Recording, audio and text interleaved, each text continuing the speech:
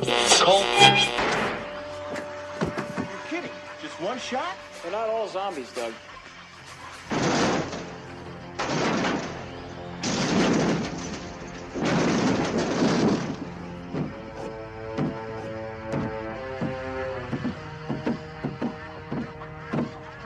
How do you fight this thing? Maybe we could drown it in A1 sauce. Well, sometimes that is better. The person you put up there ain't the person that comes back. It's a dance song to get down with. About 6 feet under. Get there. Ooh, I love this song.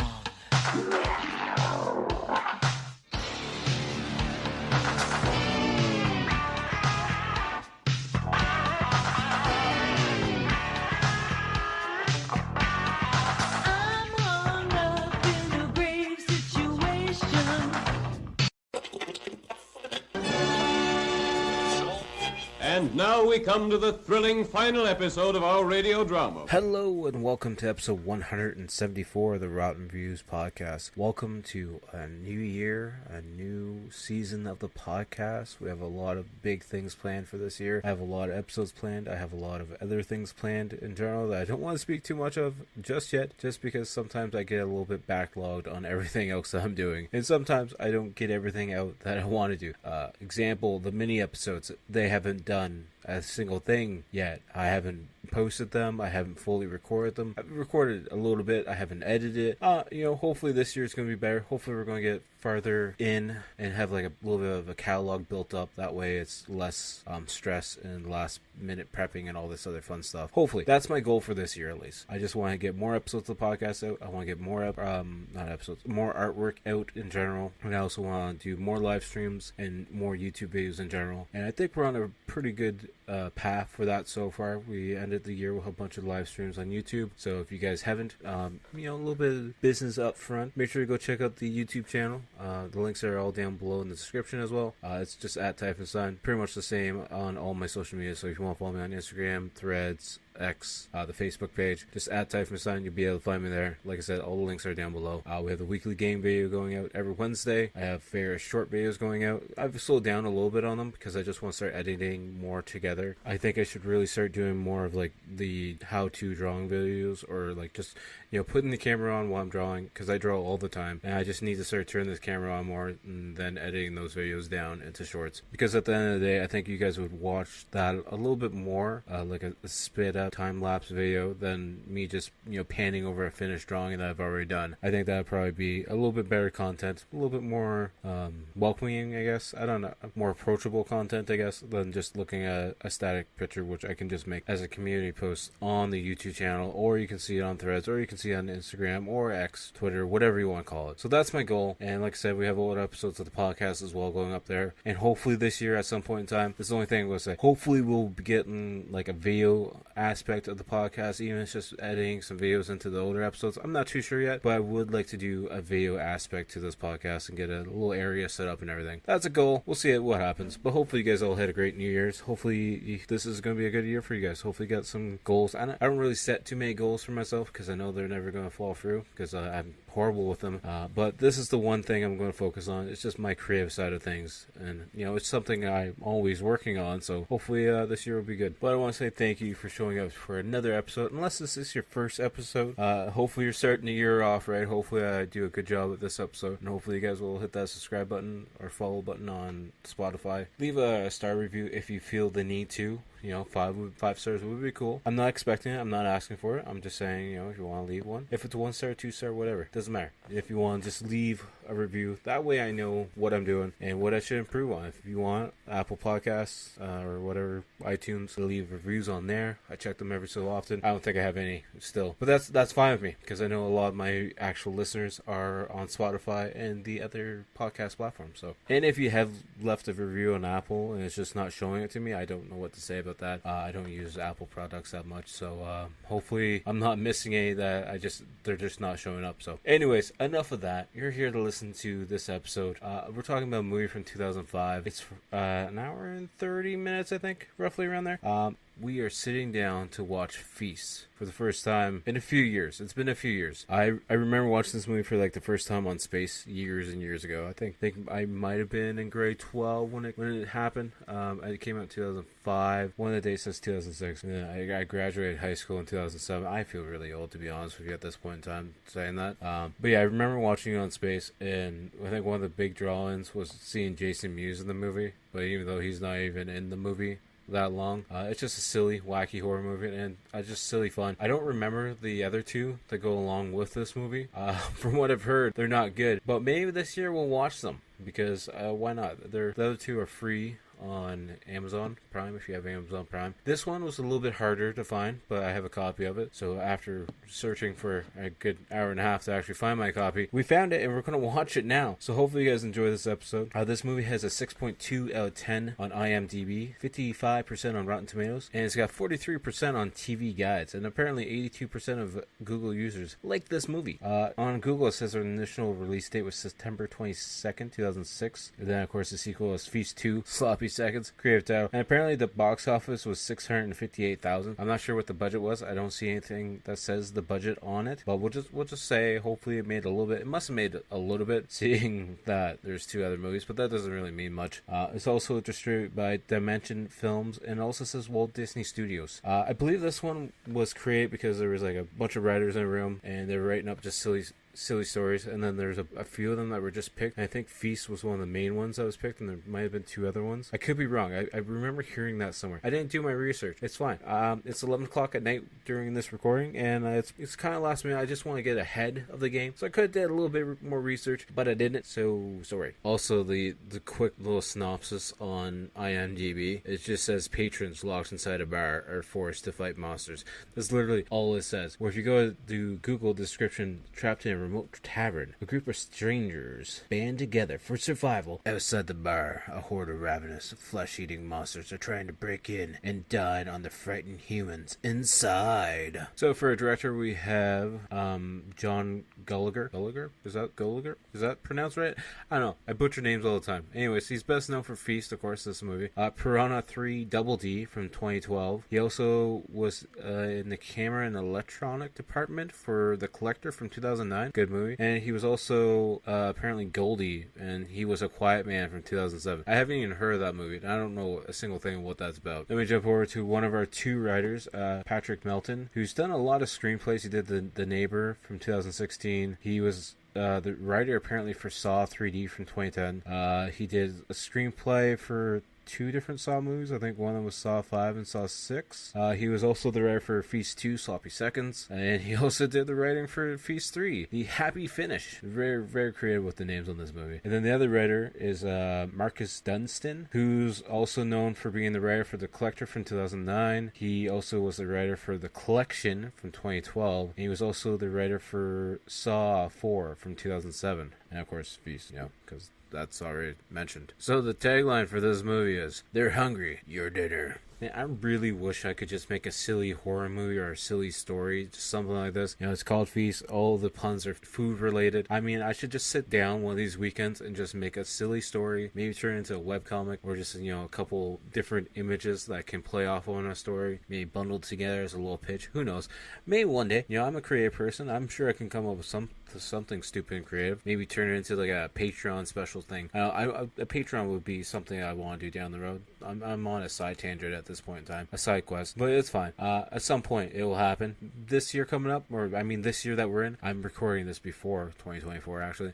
So if I get that mixed up a little bit, that's why. Patreon might happen this year, might not. We'll see how it goes. It depends on the fan base, the community. If you guys want something like that for like $2 a month, we'll do it. It's just gotta make sure that I have enough content to give to you guys for $2 a month, because that's my main worry, is not having enough content out each month to make it worth it. Then again, I just worry about everything. I put a lot of worries on the small things when they don't need to be. We got a little bit of trivia. Apparently Clue Gallagher, the actor playing the bartender, is the father of the film's director John Gallagher. I'm assuming I'm pronouncing that wrong. Also, Diana Isla Goldner, who played Harley Mama. That's just a horrible line. Is apparently John's wife. That's all I was trying to get on that one. It was just poorly written on IMDb. We're using that as an excuse. Probably not the excuse to use, but whatever. It is what it is. Anyways, enough about that. We're just going to get into the movie at hand and, start watching it. So if you guys are listening to this podcast for the very first time ever, so what I do is I'll talk about the movie from start to finish and hit all the points in between that catch my interest. So if you guys don't want to be spoiled on a movie that came out in 2005, feel free to hit that pause button right now on this podcast. Go find a copy of it and listen or watch the movie. If not, then just, sit back, relax, get comfy, and listen to me discuss this movie and talk about it, and it'll pretty much be like a little audiobook for your ears. And hopefully it'll be a fun audiobook. We hope for the best around here. So hopefully you guys are still here, and then for those of you that are, let's get right into the movie at hand. Also, I know I said I was going to start discussing the actors, or a couple of the actors that are in the movie starting off. There's not too many notable ones for me. Of course, I gotta mention Henry Rollins. He's known for being part of Black Flag. He also has a Henry Rollins band. Also, I'm feeling old at this point in time because when I'm looking him up, he's 62 years old. I did not realize that at all. Anyways, he's also apparently in... Well, not apparently. Apparently he's in Jack Frost, like, not the horror movie. That's what it's saying. But I know he's in Wrong Turn 2. He's in, apparently, Heat, Johnny Mnemonic with Keanu Reeves. He's in Wrong Turn 1, apparently. I don't remember in Wrong Turn 1. This is what Google's saying. He's in Bad Boys 2. I think I remember the scene from that. He's in The Chase from 1994 with Charlie Sheen. But then if we go to the other cast, we have Krista Allen, who's best known for being in 305 episodes of The Bold and Beautiful and 26 episodes of Baywatch, which is very weird to think of. But then we also have Nevi Rawat. I probably butchered that one. She's also in 13 episodes of the OC TV series and 99 episodes of Numbers, which I've never seen a single episode of. Hopefully it's good. I don't know. I don't know anything about it. But anyways, we're going to get into the movie at hand now. We touched on like 3 of the actresses. We'll just go from there, okay? Presents Saturday Night at the Movies, the television series which each week brings you the finest in recent motion pictures. Tonight,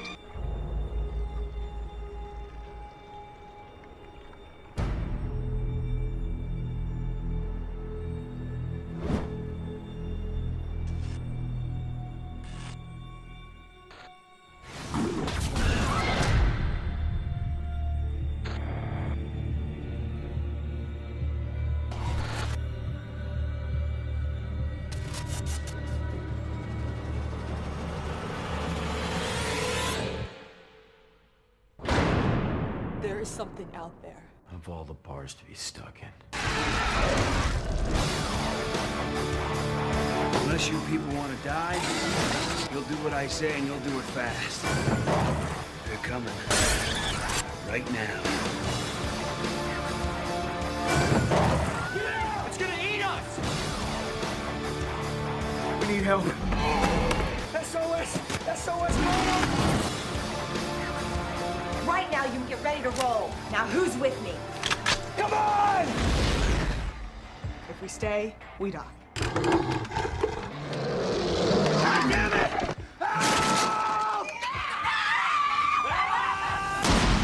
God bless guns. This won't run out of ammo.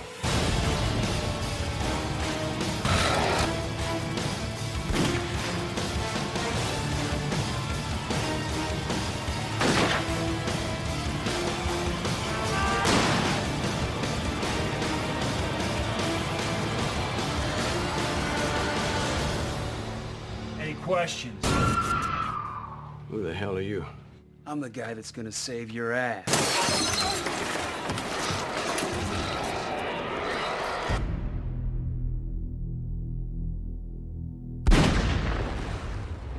Honestly, mainly just because I'm excited to actually get into the movie. And we see that Dimension logo popping up, which we don't really have too many good memories of at the moment. At least that aren't popping up on the top of my head. Like, we see a couple different, production companies' logos pop up. And then out of nowhere, we just see this dead animal on the ground. And this guy goes over with a shovel or pitchfork, like an old farmer's fork. I forget what the technical name is. And just picks up this dead animal, and we just see Feast come across the screen. And then we see this car crashing into a pole. As it's on fire, we hear the horn going off. It's a giant accident. Then we see this Camaro pulling up to this bar in the middle of nowhere, and then the bumper sticker on it, on the bumper, of course, where else would it be? It says my other toy has tits. Just thought I'd put that out there. And then I forgot, every time they introduce a new character, they give a little rundown of him. And it's this one guy they run into that's going into the bar. His name is Bozo. And the next person we see is Harley's mom. And then it says, fun fact, robbing the bar in 10 minutes. Then the next one is Hot Wheels, occupation, selling fireworks to 7th graders. And then we see Henry Rollins, name, coach, occupation,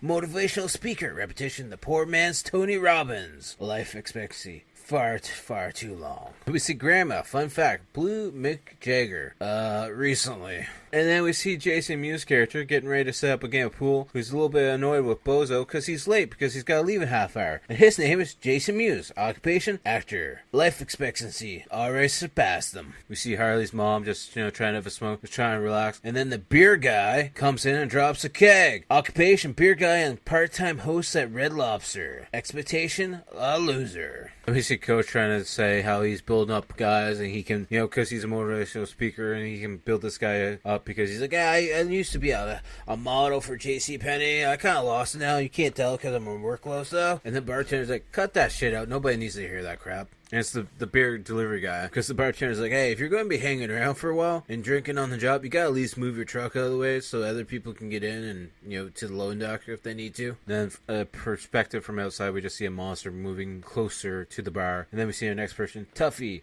She's a career waitress, a single mom, expects nothing out of life. And the next person we meet, the bartender is giving a free drink to a vet. Fun fact, he's never had fun. And life expectation, don't ask. And then we see the beer guy just down the basement.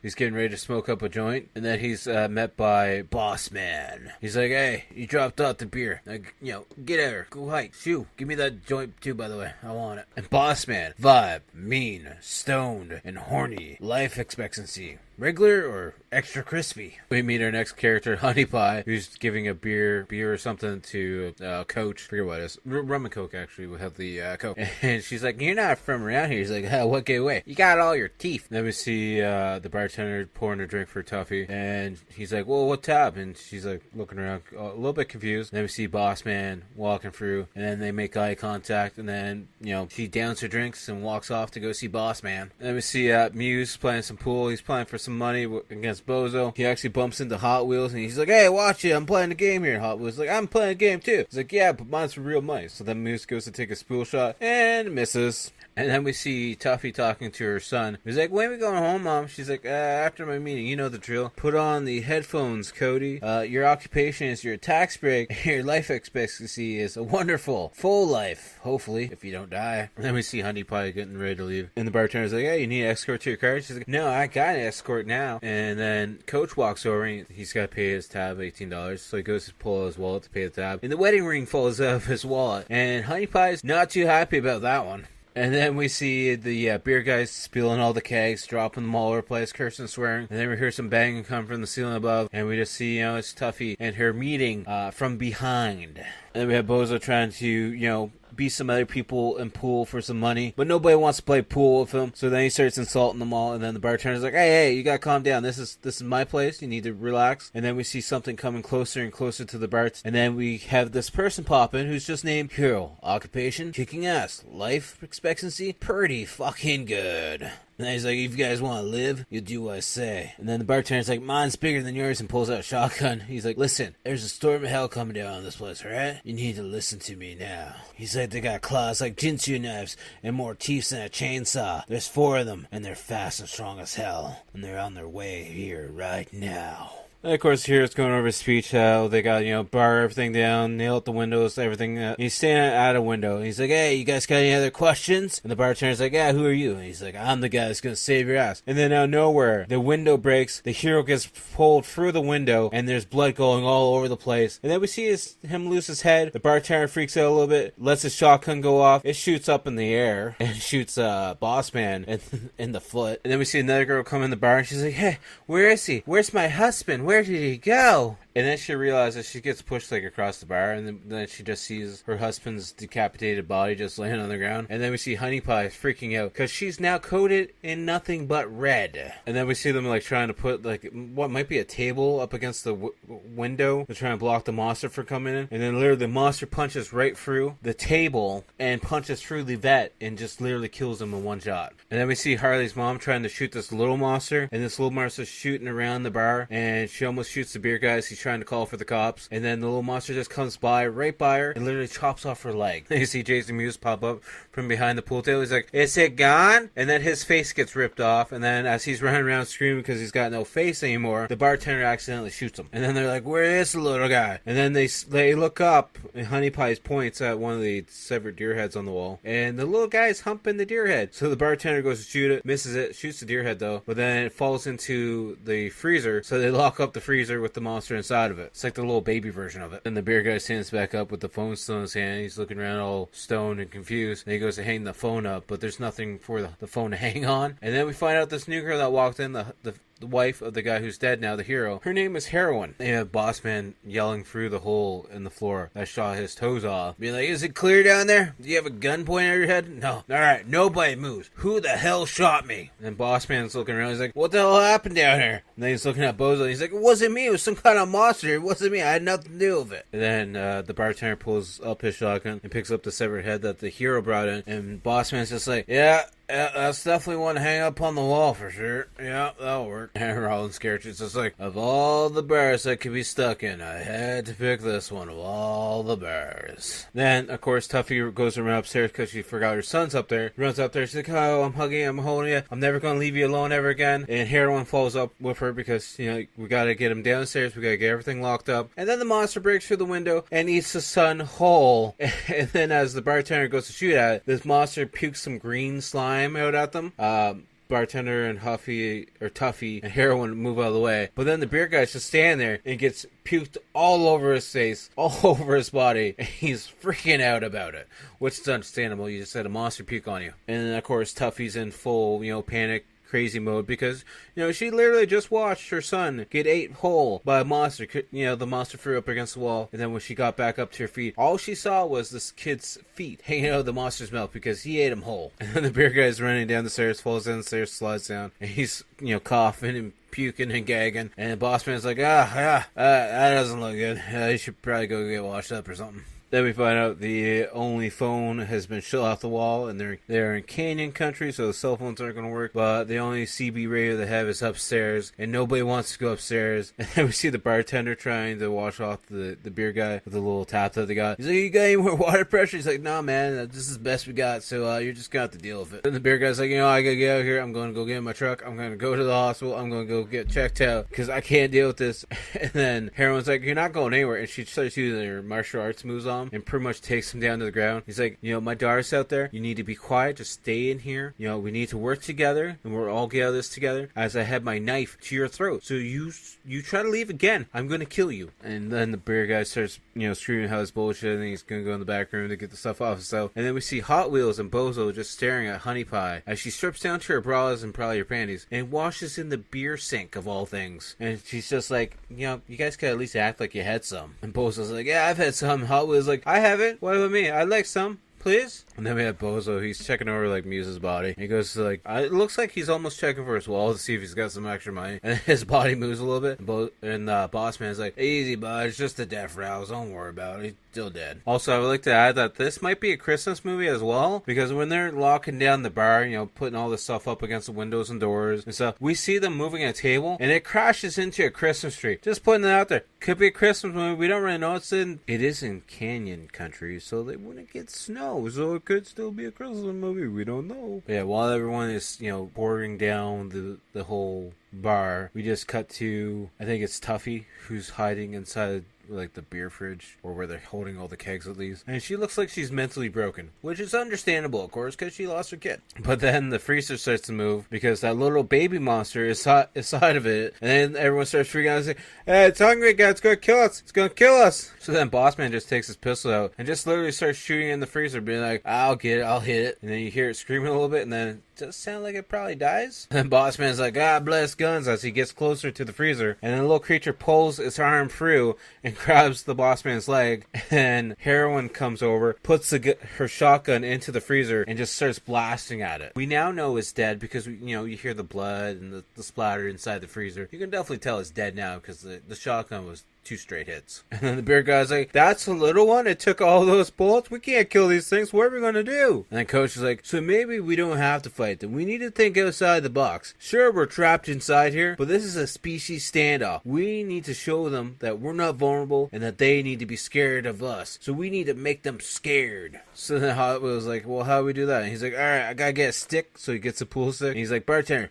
open up the freezer. So the bartender does, and we see the dead little baby inside. So he starts like stabbing it in the stomach to hold it. So it's kind of like a spear almost with the dead body on the side of it. He's like, all right, let's open the front door. I'm going to show them who's boss and that we killed their kid. And Coach is like, I'm going to show them the superiorous. I'm superior to them. The smell of their dead might draw them back. And then nowhere the 2 monsters come up and it scares them. They grab the baby off and snatches it away. And then they're watching from inside and they're like, oh, there's 2 of them. We see them just holding the baby. And then the beer guy's looking at a peephole and he's like, hey, look, it's working. You're a genius. And then Heron's like, they're mourning. It's like they're a family. And then Hot was like, oh, we just killed their baby. That's not good. And then one of the adult monsters actually eats the baby. The beer guy's like, oh, wow, she just ate it. Didn't even chew it, just swallowed it. And then we have our monster adult scene going on as the car alarm's going off, and then Grandma just pops her car key fob and turns her alarm off because they were doing it on her car. And then instantly after done, a sack falls out and there's a baby one getting born. And then the idea that Coach had was complete failure because now the monsters are pissed off,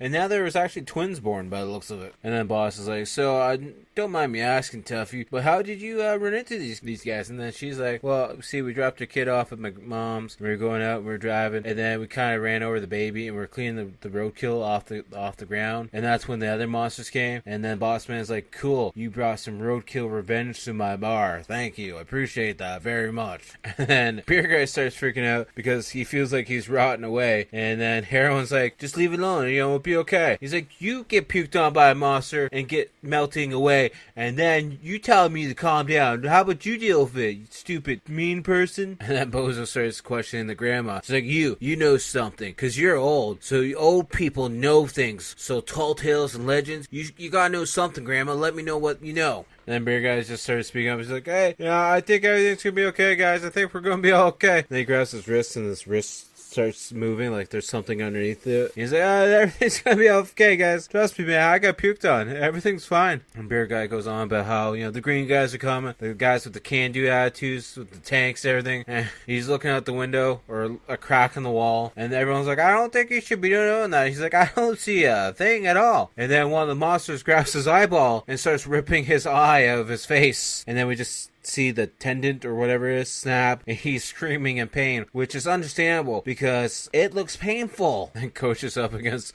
a wall, and of all things, one reaches in and through like a vent system and rips his pants right off, and everyone starts laughing about it. We then see Beer Guy who's like passed out. I believe he's laying on the pool table, and he's passed out, like I said. And they wrapped up his face, and he's all bloody. And then Honeydew goes over with a fork and just starts poking him in the cheek with it, being like, "You alive? You dead? What's going on here?" Then I don't know who, but somebody gives Honeydew a gun, and she has one bullet in her hand, and she's looking at it and being like, where does this go? I don't know. And then she tries to put it in the chamber, and then she tries to put it in some other spots. It's just like, I don't know what to do with this. And we have Grandma, she's like, I have an idea. Why don't we just sit still and not look like a meal? And then Bozo's like, that's for sharks and bears, you dum-dum. And then Heroine's like, how do you put over him? And then Hot Wheels like, yeah, well, he's an asshole, but he's my brother. So then we have them come up with a plan.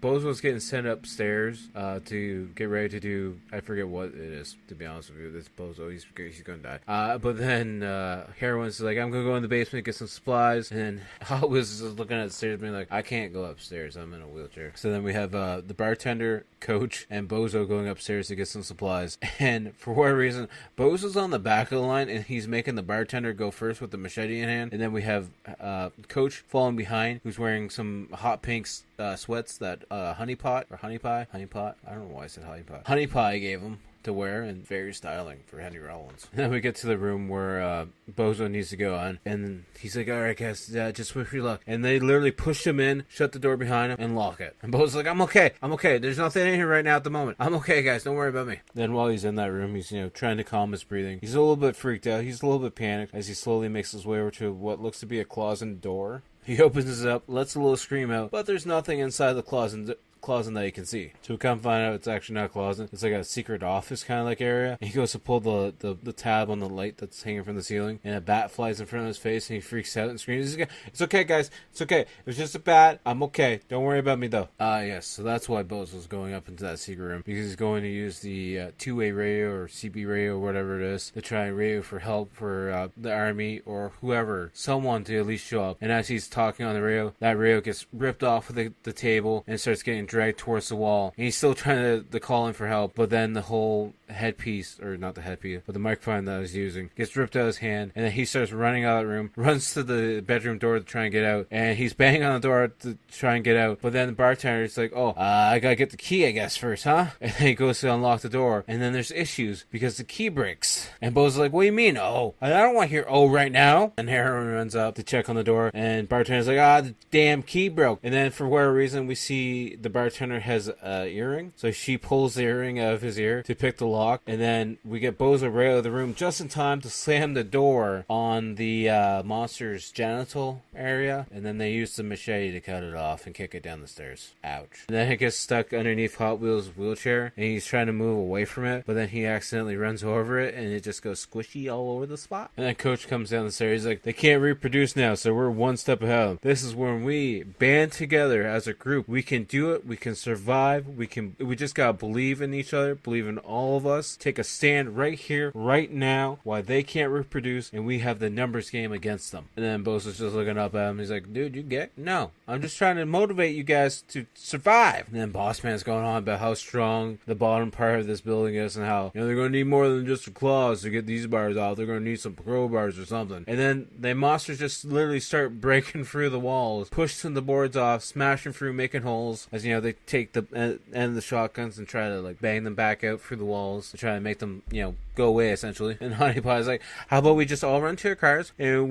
whoever survives. And then Boss Man's like, half of us can't run and one of us can't even walk. That's not even a good plan for us, honey. And then Beer Man finally gets up from his beauty sleep, and he's got a plan. He's like, we got a secret way we can get out through the beer truck. And then he puts his finger up to his nose or his mouth or something, and he's like, has anybody got some lip chap? It's like, you need a little bit more than lip chap, sir. You need to just get your head cut off at this point in time. And then Heroin's like, okay, so whose vehicle's closest? Then the boss man's like, mine is. It's a 2-door though, it's a truck. You're gonna fit maybe 6. She's like, okay, we're gonna fit 10. He's like, you ain't gonna fit 10 damn clowns in my truck. And she's like, okay, well, one of us is gonna run to the car, one of us is gonna cover fire, bring the truck around, we'll load everyone in. And then Coach is like, it'd be an honor to do this mission with you, because you are so brave. And then Hot Wheels has a plan to make, a bomb inside the bar to blow up these monsters once they do finally break in. So they use Harley's mom, they pull her body up out of the basement, put it on the pool table, and load it up with a bomb of some sort that Hot Wheels was able to make. And then the bartender tries to give his shotgun to Coach, and Coach is like, I don't believe in guns. He's like,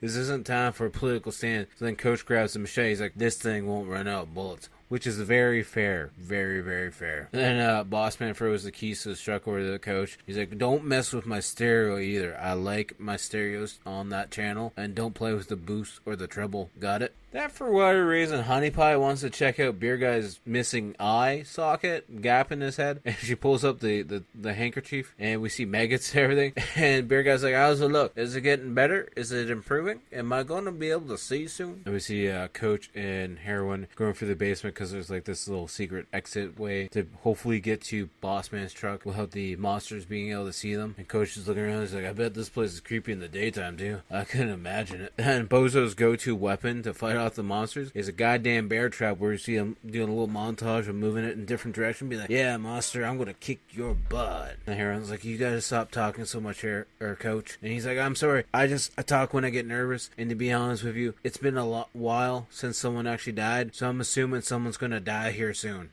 Just so you know, I'm a little bit nervous. And then we see Bozo and Bossman setting up Harley's mom upstairs with the bomb. And when they go to pick her up at one point in time, she wakes up and she screams for help. And Bozo's freaking out. He's like, oh my gosh, she's alive. And Bossman's like, no, she's not. You shut your mouth. She's not alive. You shut your mouth. And then as they're arguing about it and she's, quietly saying, help me, the monster actually grabs her and pulls her into the darkness. And the cord gets ripped out of Hot Wheels' hand because it's not set up yet to make the bomb go off yet. And we see Harley's mom's body outside as the monster is doing things to the face of it, as Bozo's holding onto the cord, getting ready to try and plug it in, trying to get it closer and closer to the plug, and finally gets it plugged in, and then the whole bomb blows up. And we assume the monster blows up as well, but the bar loses all its power as well at this point in time. And Bossman stops Bozo, and he's like, so, when we get downstairs, our story's the same, right? She was dead, and, I don't want to put my gun in your mouth, but if I have to, I will. And if I have to shoot you in the head, I will too. So, our story's the same, right? Then, of course, as Heroine's using the shotgun outside to distract the monster so Coach can get to the truck, Bozo and Bossman start fighting upstairs over the gun, because, there's not enough issues going on at the point in time that,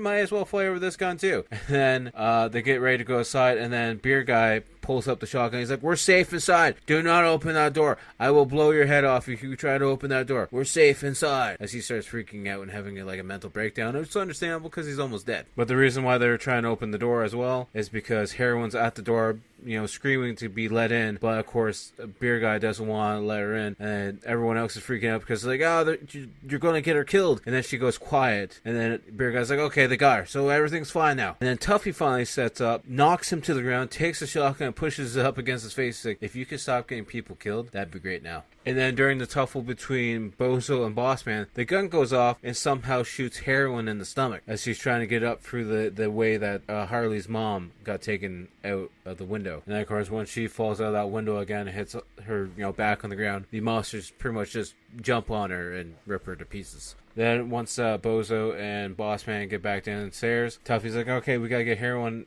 out inside because she's outside. And Bossman's like, she ain't coming back, she's gone, don't worry about it. And then, Tuffy starts giving a speech because she looks at a note that she got from Heroine, and it's about her daughter, and giving the address. And that gives Tuffy, the idea. And she's like, this plan we have is good. We just gotta keep going with it. We don't have the time to break down. We don't have the time to have a mental breakdown. We all have to get our shit together and get ready to roll because we're going to do this plan, and we're going to survive, and we're going to screw up these monsters. And then Tuffy becomes Heroine too. Occupation, childless mother, dealing with the loss fairly well. And Bossman's like, yeah, you guys go run for, safety. You go do whatever you want. I'm just going to lay here on the floor, and I'm just going to wait for, people to come save me, because I ain't going outside. And Bossman's like, they like food that moves. I ain't going to move. And that's when we then see one of the monsters rip its hand right up through the floor and through Bossman's stomach. As he starts screaming, everyone else starts freaking out because now they're coming through the floors. And then we see a giant hole actually opening up in that floor, and Bossman getting ripped right through it as everyone starts freaking out. And then Hot Wheels gets, flipped off of his wheelchair, so Bozo goes to save him because now he's being a nice, good big brother. And everyone hears Coach, and Bozo's like, he didn't make it. And then they hear Coach yelling some more. And the monsters are using Coach as a battering ram to break down the front door as he's yelling bullshit. We see them setting up to go with their plan that they had, with using the kegs as a ramp down to try and blow up the monsters, I guess. The door opens up, one of the kegs falls through, it hits the ramp, the monster grabs it, they burst open the keg, and then they shoot it again, and then they have this giant wooden barrel go down towards the monster as well. And they're going to use that and throw the Molotov at it to try and set everything on fire. Actually, they're not doing that. Scratch that last one. Because inside that wooden barrel, the lid pops open, and we see Honey Pie come out of it, and she's making her way over to the beer truck to get inside of it, to use that to drive around to the side of the bar to get everyone in the back of it. She gets into the beer truck and finally gets it started after a while, and everyone's excited. Till then, everyone realizes, as she's driving away, the bartender's like, she's leaving. She's driving down the road. What's she doing? She's supposed to come get us. Why is she leaving? And then the front door, the front wall area just breaks open. Everything, the rubble goes all over the place. And then we see the monster walking in, and it's got a fur on top of it, and then it literally rips the fur and the skeleton right off. And then we see the monster, and then we see Bozo being like, hey, F-face, because I'm trying not to swear in the podcast. Starts throwing alcohol balls at him and starts tries to fight him, but it's not working out so well. Then everyone else starts grabbing various weapons. Bartender grabs like either a 2x4 or a bat, and then we see Beer Guy just walking with the Molotov in his hand with the lighter lit, just shaking like a leaf, just trying to light it, but it's not working out so well. And then he drops the lighter, and Hot Wheels is laying on the floor because he's out of his wheelchair, and he's freaking out because he sees one of the monsters coming at him through the floor or through the corner of the wall. So he finally grabs a gun and starts shooting at it, but he's not doing so well because he keeps missing. Then as Beer Man's still stumbling through the bar as chaos is ensuing, one of the other monsters come up to him and double slaps him in the head, and we just see his whole head explode. I think they get one of the monsters pinned down like behind a door, or like they push a door on top of him and pin him down on the floor, and then Heroin 2 takes the butt out of the shotgun and literally just starts wailing it in the face over and over and over again. Bartender gets his throat ripped out somehow. I'm not really sure how that scene happened, but then Heroin starts screaming and she literally punches the monster in the mouth and puts her whole arm through his mouth and like rips out his throat, I guess. Or maybe it was her way of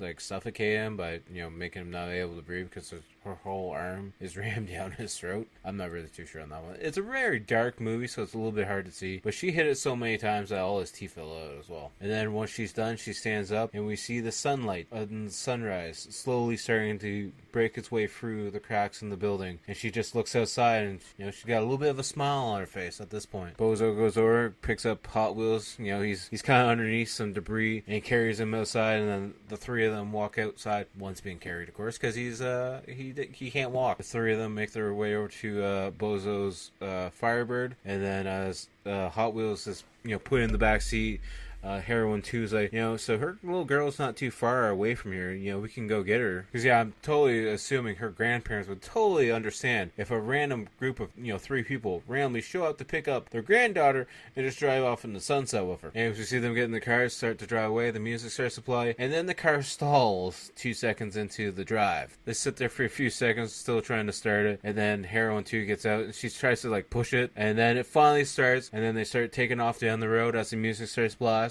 And then the outro credits start to play, and the movie is over. But surprise, there's some scenes after the credits, because Grandma's been hiding in the cooler the whole damn time. And then after the credits, she slowly opens up the door of the cooler and starts to come outside, and she's like, oh, everything looks a little bit okay out here, it's a little bit of death and destruction. But as soon as she opens up the door and walks out, one of the monsters jumps in front of her, and there's the screaming, and then the credits start to roll again. I forgot this was also a Weinstein and a Ben Affleck movie. That's something that had to do with this thing that I was saying earlier. It's like a movie that Ben Affleck and I think Matt Damon might have picked out. I wasn't looking at the credits too much, but that name stuck out to me like a needle in a haystack. But yeah, on the Rotten scale, this movie was fun. I love this movie. I think it's stupid and I think it's silly, and I love those type of movies that don't take themselves too serious. It's named Feast and they're horny monsters for whatever reason.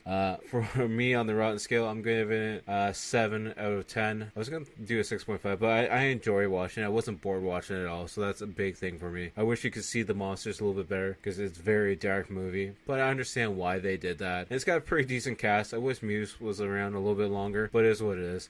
Very fun movie. Definitely recommend at least watching it once in your lifetime, and I'm looking forward to watching the other two.